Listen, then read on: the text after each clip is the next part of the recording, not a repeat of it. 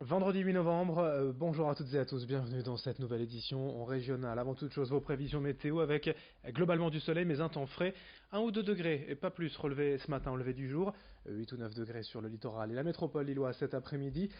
Quelques passages nuageux certes, mais globalement un temps en dégagé, mais frais je vous le disais. Et puis ce soir peut-être le retour des nuages et des averses, on en reparlera bien sûr avec les prévisions météo complètes.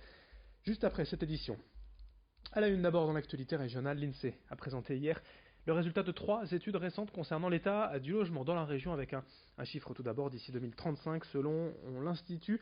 Les Hauts-de-France auront besoin de 426 000 logements supplémentaires, soit 21 000 à produire chaque année. C'est un rythme proche de la politique actuelle.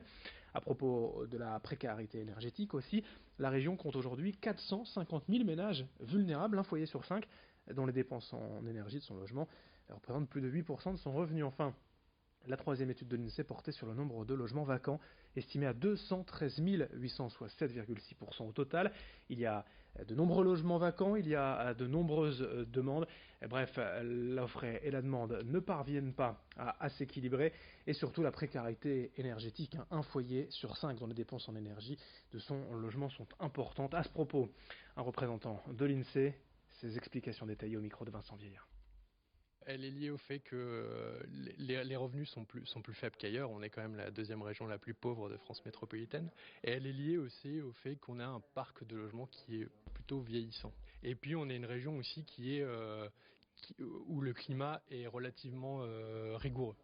On est la quatrième région la plus froide de France. Donc ce qui joue aussi sur les dépenses énergétiques des logements. Il y a des politiques qui sont menées par les acteurs publics locaux pour informer sur les mesures disponibles pour les ménages, pour améliorer à la fois la qualité énergétique de leur logement et puis pour les aider financièrement à subvenir à leurs dépenses énergétiques.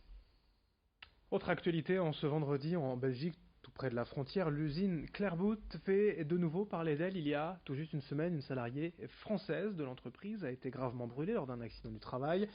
Pour cette société, c'est un nouvel épisode de polémique quant aux conditions de travail sur place avec de nombreux salariés français embauchés là-bas. On fait le point sur cette enquête et cette affaire avec Rémi Desremeaux.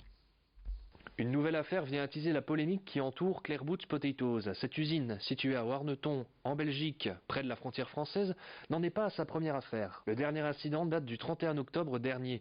Une ouvrière française de 44 ans fut retrouvée le corps brûlé au second degré. Une cuve aurait débordé entraînant des projections d'huile sur son bras et sa jambe. Après un séjour au CHR de Lille, l'ouvrière a pu rentrer chez elle le lendemain. Jusque-là, on pourrait croire à un accident de travail tout ce qu'il y a de plus classique. Or, ce qui pose débat, c'est le nombre de cas d'accidents que l'on recense dans l'usine ces dernières années. Entre 2016 et 2017, 2 ouvriers ont trouvé la mort dans l'usine, un autre ouvrier fut brûlé au second degré. Le personnel avait même cessé le travail en octobre 2017 pour réclamer plus de mesures de sécurité. Depuis 2 ans, y a-t-il eu du changement? Comment expliquer ce nouvel incident en date du 31 octobre? Pour en savoir plus, nous avons pris contact avec un ancien ouvrier de Clairbout.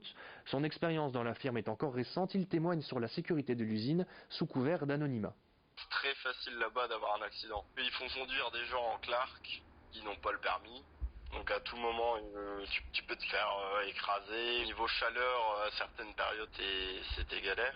Le plus gros problème, c'est que c'est une usine de frites. En vouloir aller trop vite, tu peux te couper, tu peux te brûler, voilà. Si par exemple on te demande de te presser parce que t'as pas le temps, et c'est des machines dangereuses, ben tu risques beaucoup plus de te brûler. Ils ont beaucoup d'équipements. L'équipement est pas forcément de qualité. Moi, par exemple, je me suis déjà cogné. Il s'est démonté en 2 secondes. Et est-ce que vous pensez que la direction met suffisamment de moyens en place pour vous aider? Je pense que oui. Il y a un mouvement, mais est-ce que les employés l'appliquent à la lettre? Non. Nous avons également posé quelques questions à la direction de Clairbout pour en apprendre davantage sur les faits, sur ce qui a bien pu se passer, comme vous pouvez le voir dans le mail que nous avons reçu. Clairbout a d'ores et déjà lancé une enquête interne pour comprendre les raisons de cet incident et a proposé des mesures correctives qui ont été approuvées le jour même par l'auditorat du travail. Clairbout a toujours fait de la sécurité au travail une priorité non négociable. En 30 ans, nous recensons un nombre de 4 accidents de travail notables sur tous nos sites. Nous ne pouvons nous en satisfaire, mais nous ne reculons devant aucun investissement matériel ou humain lié à la sécurité des employés. Il y a toujours des progrès à faire et nous y sommes pleinement engagés. En tout cas, l'auditorat du travail belge a ouvert une enquête pour déterminer les circonstances exactes de cet accident. On enchaîne en cette édition avec une info emploi et formation dans les centres d'AFPI de Marc-en-Barœul et de Boulogne-sur-Mer. Demain, c'est journée porte ouverte, avec à la clé plus de 130 postes en alternance dans les secteurs de l'industrie et du BTP. Les cursus de formation peuvent encore être intégrés aujourd'hui jusqu'au 31 décembre et c'est une solution pour les étudiants souhaitant se réorienter 2 mois après la rentrée. Rendez-vous demain matin de 9h à midi au centre AFPI de Marc-en-Barœul et de Boulogne pour découvrir ces filières et ces formations dans la région. On en reparle dès le prochain quart d'heure. Dans ce journal et également ce vendredi, veille de week-end, dont on va donner une info aux amateurs de bons produits du terroir. Le salon des 3 jours gourmands est de retour ce week-end au Pasino de Saint-Amand-les-Eaux. Dès aujourd'hui et jusqu'à lundi, plus de 60 exposants venus de toute la France vont proposer leur production. Il y a à manger et à boire, des produits emblématiques du terroir français, mais aussi quelques belles découvertes pour apprécier tout le savoir-faire des artisans de nos régions. Et bien sûr, ici dans le Nord-Pas-de-Calais, avec quelques produits à redécouvrir. Explication avec Philippe Mix, l'organisateur des 3 jours gourmands, notre invité en plateau cette semaine.